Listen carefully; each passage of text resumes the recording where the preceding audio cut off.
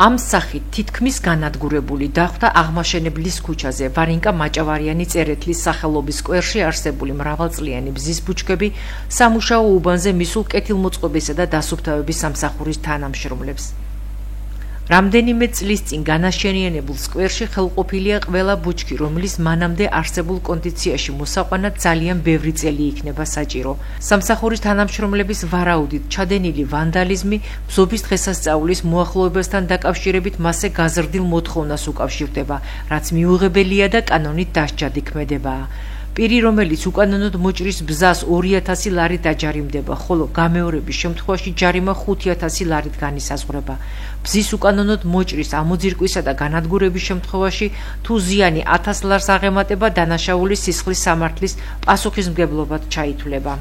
მამუკა მახათაძემ გვითხრა, რომ შესაბამისი სამსახურის საპატრულო პოლიციის ეკიპაჟთან ერთად ქალაქის მასშტაბით არსებულ ბზის ნარგავებზე გაძლიერებულ მონიტორინგს დააწესებს. ჩვენი სამსახური, როგორც კი ამინდი გამოვედით და ხეების გათეთრება დავიწყეთ და შევამჩნიეთ, რომ ეს ბზები არის, როგორც ეთყობა, ამ დღესასწაულთან მიმართებაში მოპარული, განადგურებული, ასე რომ ვთქვათ, და გაჩანაგებულია. ეს არ მგონია, რომ ბავშვების გაკეთებული იყოს, ეს უფრო დასული ადამიანების გაკეთებულია, რომ რაღაც სარგებელი ნახონ.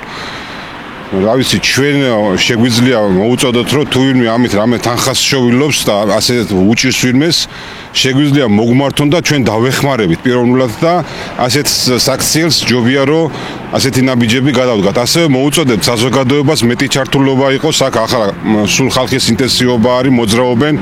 სწორი გითხრათ, არანაირი ზარი არ შემოსულა ჩვენთან, რომ მსგავსი ფაქტს ადგილი ქონდა და თხოვთ ვიყოთ ყველა ყურადღებით, რომ ჩვენ ქალაქს მოუვაროთ და ეს სილამაზე, რომელიც გავაკეთეთ, შევინარჩუნოთ და გავუფრთხილდეთ.